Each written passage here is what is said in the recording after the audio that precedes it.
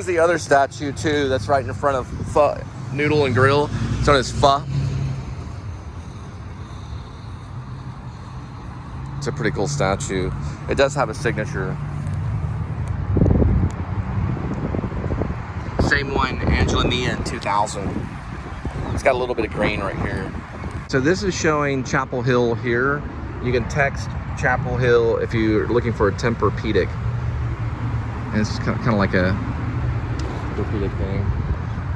Basically Tempur-Pedic as in the brand itself. Yeah, we're owned by Tempur. You're corporate? Yeah. Okay, cool. Yeah, I just wanted to make sure. This is in Chapel Hill. They have a corporate Tempur-Pedic. So if you ever go to the Chapel Hill Square, which is in Fort Worth, Texas. And this whole square right here is called Chapel Hill Square. But they're Tempur-Pedic, and they're the actual corporate right there. So it's pretty cool. And I got a free water too. Not raining yet, but we're getting there. And then we're gonna try out the loft. This is also on Chapel Hill Square in Fort Worth, right next to Lena Pope and the Max Leonard Chapel, which is a wedding chapel. We're at 4 o'clock. I'm gonna go ahead and turn everything on and then start the Runner app, which is my delivery app. I call it the Runner app. You guys know what the real name is. I'm not gonna use the real name. I never use the real name of the company I work for. Like for example, if I worked for Grubhub, I called it GH. If I worked for DoorDash, I called it DD. So I don't work for Grubhub or DoorDash any longer, so I'll call it Runner. It's just kind of a little superstition thing. It's just kind of what I do. It's my main source of income. Like I said, if I worked for WB, I'd probably call it Touchstone. Hey, how you doing? It's just how I am. I don't know. It's a weird thing. I've got these little weird superstitions and stuff like that I like if it's a black cat and it runs across, I ain't going that way. I will turn around and adhere to the superstition, which isn't good. I kind of do it for fun sometimes. I have crossed the path of a black cat before, but it's kind of in that realm of thing. Full-on black catism is what I call it. I used to be really lost in superstition, but I still that black cat even today. I owned a black cat, but it had like a white dot on it. So because of that white dot, then the cat was fine. It's got to be a full-on black cat. Saw one the other day. I actually turned around and U-turned it. It's just how I am. I don't know. It's kind of fun to be that way, but at the same time, I'm like, black cats? I will walk the other way. This is going back to Central Market. But you gotta go here and check this place out. It's owned by HEB. It is an amazing store, and it's gonna start raining here pretty soon. Okay, so Joshua, you don't want to show your face? No. Okay. Joshua is my 600th subscriber. So Duke's right here. There we go. All right, so I'm at 600. Thank you, God bless, and I'll see you later. So that was my number 600 right there. Totally stoked. Right, we'll get some tacos.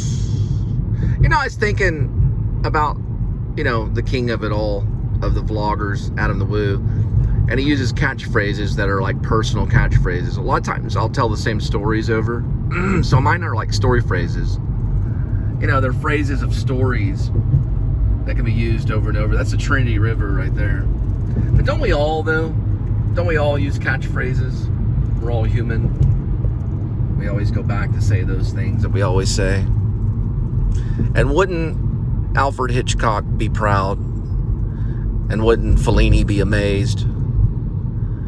And Martin Scorsese would be perplexed and excited. They'd be excited.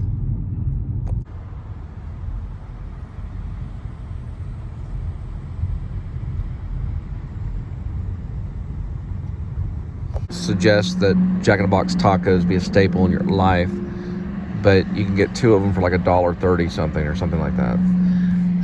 Sam's hot dogs are the same. You can get $1.38 with that with a drink, but you have to go there and stop by there, and it takes some time. They have these all over the place. We're gonna find out the price on the 2 tacos. Hello. How much are 2 tacos?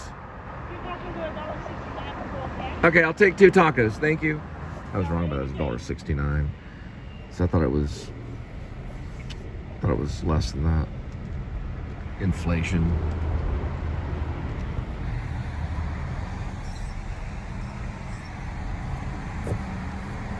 I do want to talk about something personal before I eat my 2 tacos for the day. I've got some turkey meat at home too. But when I lived with Angel and the 3 kids, I continued playing guitar and posting it on SoundCloud. My mom told me that I was being selfish. But I was still working. I was working for Uber, and I had left the bank. This is Jack in the Box. Sometimes I'd even play the guitar, and I'd have my when Gwendolyn was an infant, she'd be at pretty much like in her cradle, kind of at my feet. These kind of cradles that you can move around, and I hope she heard some of that. I'm sure she did. I know my kids heard it. There's probably a side of it that is selfish, but there's also a side of it that's giving, because we're supposed to make a joyful noise. That's what we learned in church. So that was my intention. And I was posting it on SoundCloud. I guess that she saw that as selfish. And my SoundCloud is only demos only now. It's no longer like a paid for active account, but it's still there, but it's in demos. Meaning if you have a paid active account for SoundCloud, then you can just store thousands of posts and songs and whatever you want to do. But I was only doing my originals, so I was only putting up my original songs on SoundCloud. And I guess because I wasn't focusing all my attention, every single ounce of my attention on my children and my wife, then she saw that as selfish. And then of course she left. So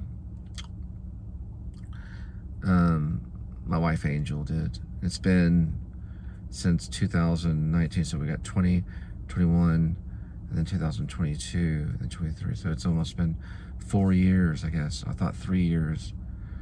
Yeah, 2019. So we go 20, then 21, and then 22, and then 23.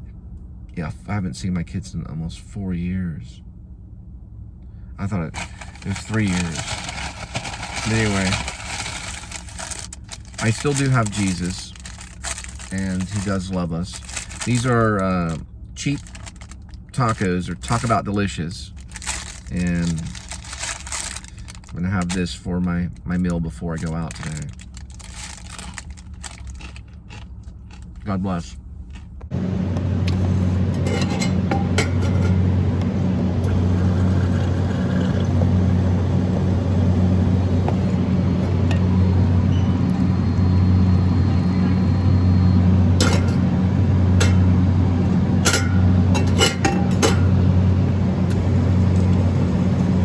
Found out that these actually pop out.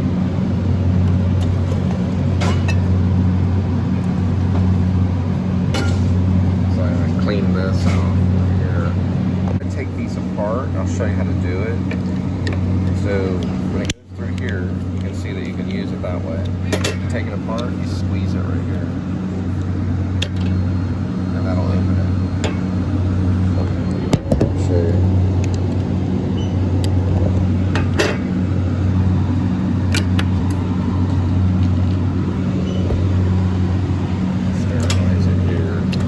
Hot water right there.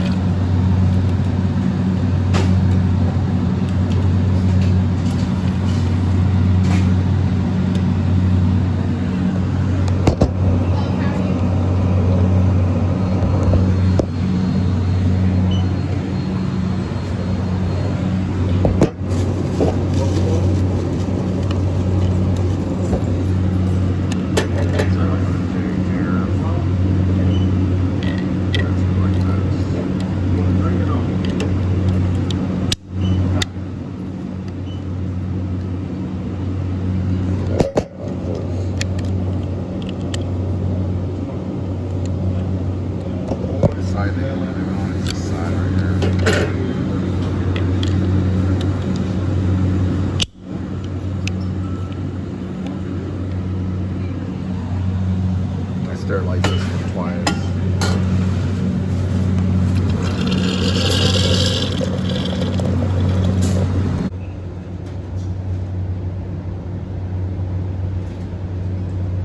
All right, so that took place in Circle K. Kind of see it. We're going to Saltgrass Steakhouse and picking up chicken fried meal with the kids chicken tenders and then something else.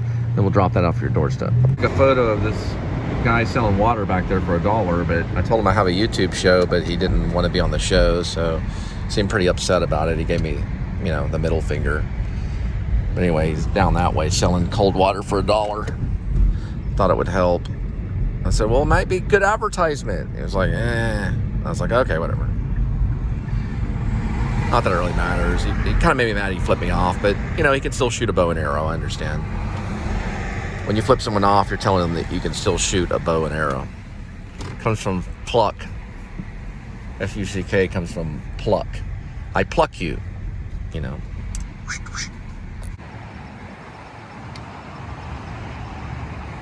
In the bathroom, they've got all these different type of photos. She kind of looks like Elizabeth Taylor.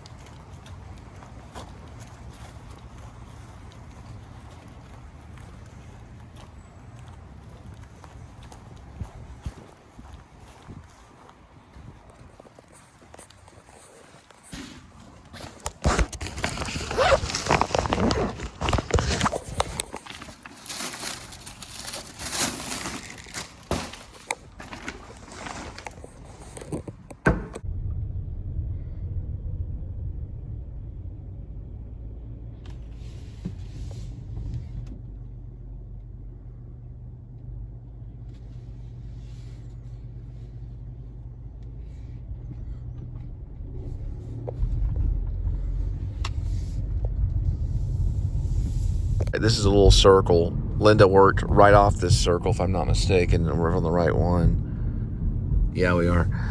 It's right. They closed it. Oh, did they repaint it? Yeah, partially repainted. It's Edelweiss right there. They closed it down recently.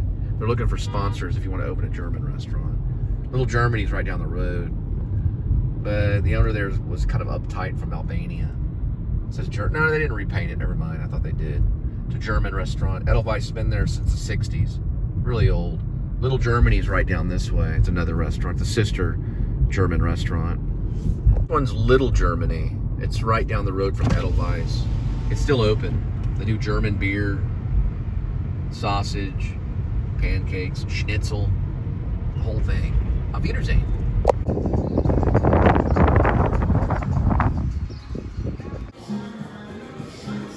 All right, thanks. Appreciate it.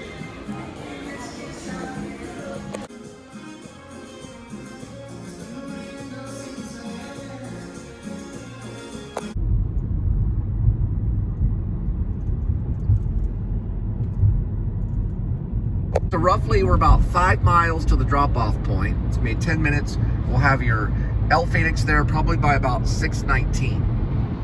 It'd be cool if the show could go live. And you could like see your food being brought to your front doorstep.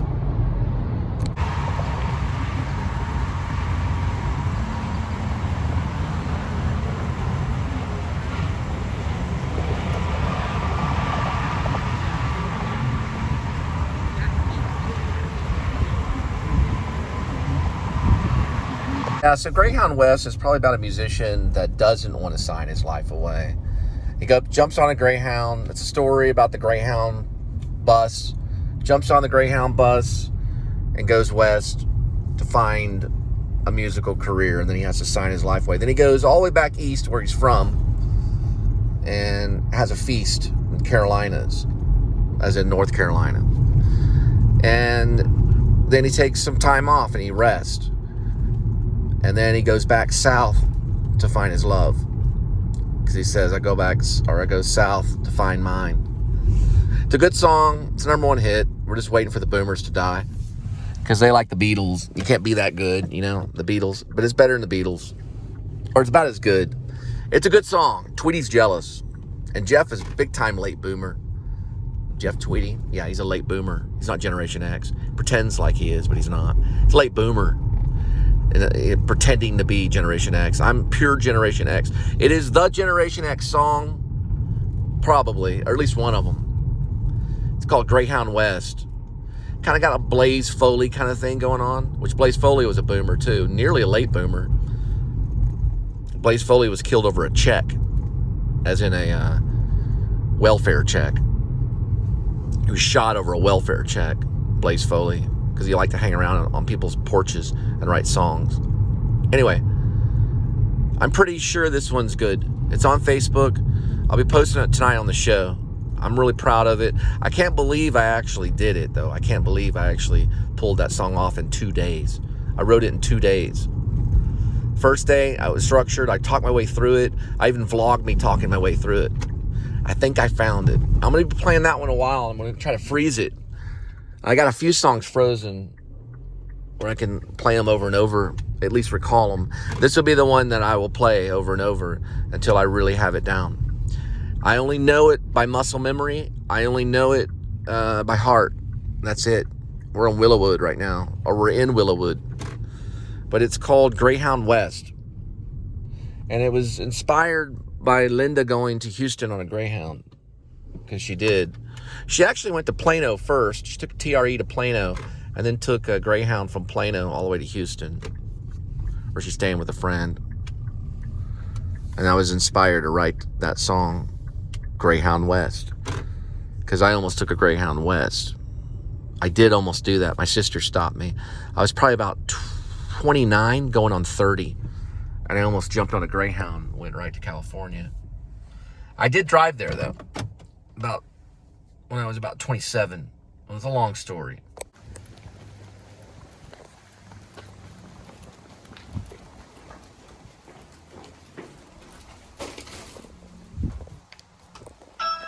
Edmund, that cat right there, was a neighborhood cat. The lady's looking at me like, what are you doing? It looked too much like Edmund, but he had a longer white paw. His paw was a little longer, wider, but it's probably related to Edmund, most likely. Tuxedo cat. All right, so what I usually do on songs, it's always been the same. I do it by feeling. And first, I write it, and I say, okay, this is the song. Then I begin to memorize it as I analyze it. Okay, there's a pause here. Must have been a reason for that. So I do that over and over and over again. And if that song freezes, then it's one I can pick up and play. So I can't play all my songs.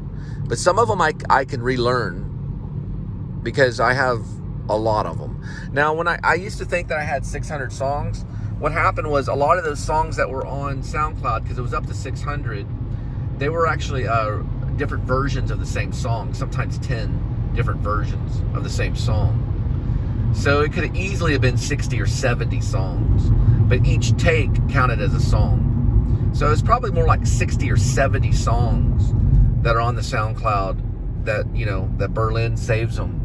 Because I found out that the memory goes to Berlin. It used to go to like Switzerland, or it used to go somewhere else, but Berlin bought SoundCloud, from my knowledge, or a company out of Berlin. So they store all that SoundCloud stuff there. But anyway, that part of it is already taken care of, because I have every copy of those songs. So I had to run it through a device that copied it and then sent it to SoundCloud. So I still have all the songs from the Linda and Cole band, all the songs from the Cole and Linda Filmmaker Band. But I've gotten the habit of putting it on YouTube. That way I can go back and trace my steps, and I can see what I'm playing. So that's what I do now. I go onto YouTube, and it's kind of like I'm tracing my steps.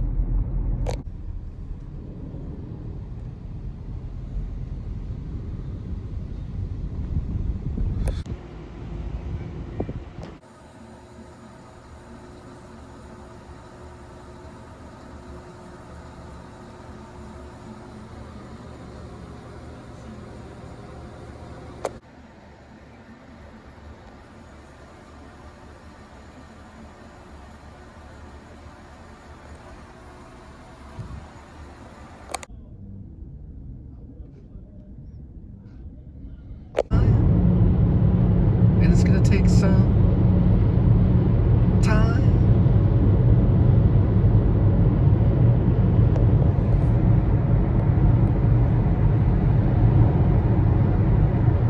This part of the song is all the pauses and rhythm and all the little things that the musician does. So you try to recall that the best that you can, because your recording is like the studio recording. So you have to go back and relearn it. That's where all the acting training kind of comes in my life. It really does. I gotta go back and say, okay, there's a pause there. Let's start over. Head to a city of worth.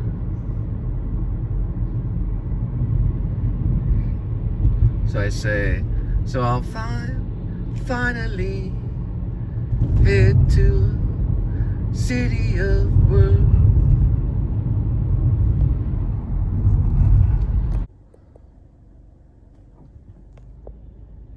That one was just like, what company are you with?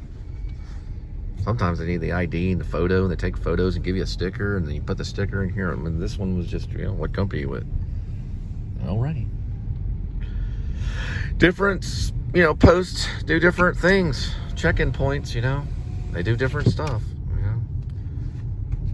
Some you gotta have an ID, some you just say the company.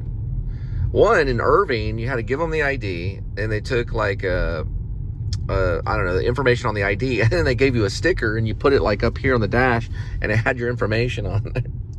It's like, we got everything about you, Cole Spivey. We know who you are, and you're bringing this information to whoever. I don't know. They're not really that crazy. That's a nice house, though. I gotta find this place. Oh, wow, look at this. This is cool. I don't think it's them, though, but it's still really nice. All right, we're headed to 207 till we get back, Kitty Edmund. And it has to be a male cat, didn't it? And he's what they call, I think they call him a tomcat. I think so. Yep, they call him a tomcat. And they've got like long claws and big fangs. And he likes to play rough. I've got scratches all over. And he likes dry food. Loves the dry food, and of course wet food too. He likes fancy feast. Just remember Edmund Tuxedo Cassavetes. He's a good cat. A little rough sometimes, but he loves little kids. Well, he hasn't really been around a lot of kids, but there's a lot of cats out there that scratch. I'll have to be honest, he does scratch sometimes, but ultimately he purrs and he's lovely. I think it's this one right here. What I say as a musician is just get the lyrics first. You memorize all the pauses and all that stuff. Bob Dylan never played it the same once, but he did memorize the songs. So know the lyrics and then just go back and do the best you can on the recall. It does help on some of those really good songs to remember the pauses. Bob Dylan will tell you that. And he's still around too. He's one of my heroes. Dylan, Robert Zimmerman, also known as Bob Dylan. You know, Bob chased Woody Guthrie. In a way, I kind of chased Bob Dylan a little bit. I went to New York for, I don't know, almost 10 months. And I was really chasing Sam Shepard, the playwright. But I did have my guitar, and I got a guitar up there when I was under the rule of James Lipton. And I did think a little bit about Bob Dylan. I became a very big Bob Dylan fan in college when I did a play. It was a scene from a play called Album. And the character was named Boo, and he thought he was Bob Dylan. He pretended like he was Bob Dylan. So I had to mimic Bob Dylan, the voice of Bob Dylan. Everybody knows, baby's got new clothes, and all that kind of stuff.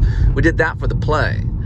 And then I started listening to some of Bob Dylan tapes. And then I became, you know, completely obsessed with Bob Dylan. A lot of people like him. You know, he's a really good folk hero, a folk songwriter. But he looked up to Woody Guthrie. He wanted to figure out Woody Guthrie. And he was there when Woody Guthrie was going out.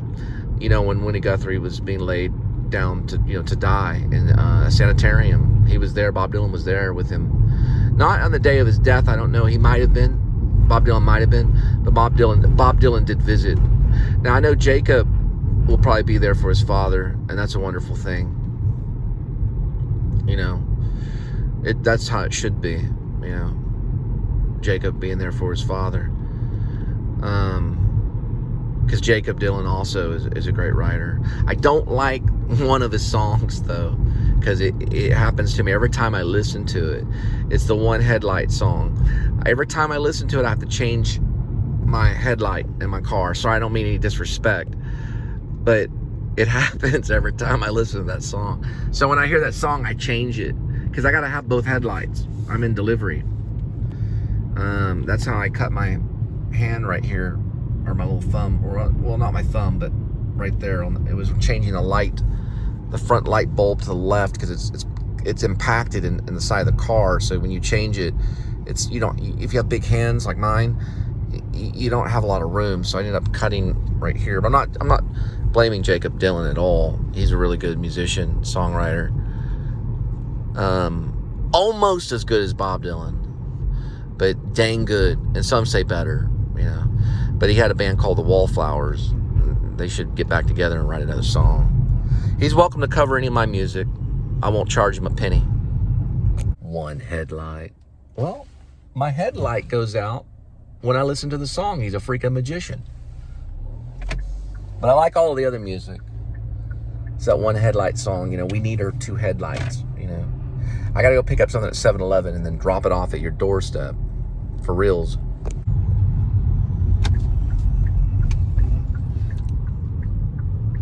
I guess Sign My Life Away could be like a lot of different things. My Life Away, it changes to My Life Away.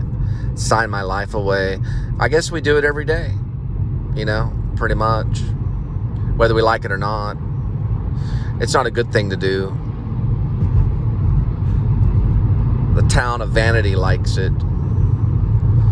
But they like all the stuff like that, you know, where people are signing their life away. I guess as long as it, you know,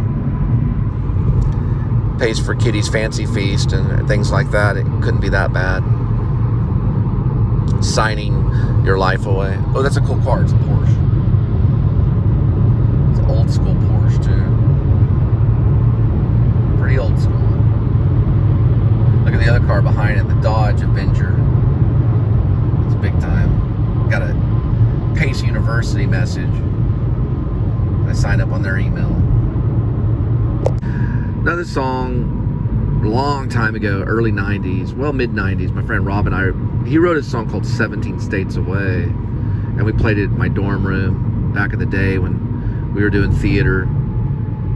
He brought it in, wrote it. He was a writer, he's a playwright, and it was about, I didn't really understand. It's kind of about these 17 states, and I think it had some ties in Mexico and things like that. But we played it, and I think it went 17 states away. It had this real big build, and we also, like, at the time, probably one of the most beautiful women, or the most beautiful woman, this lady named Amanda. She was gonna be a supermodel, and I wrote a song. I met her once, and I wrote a song called Amanda.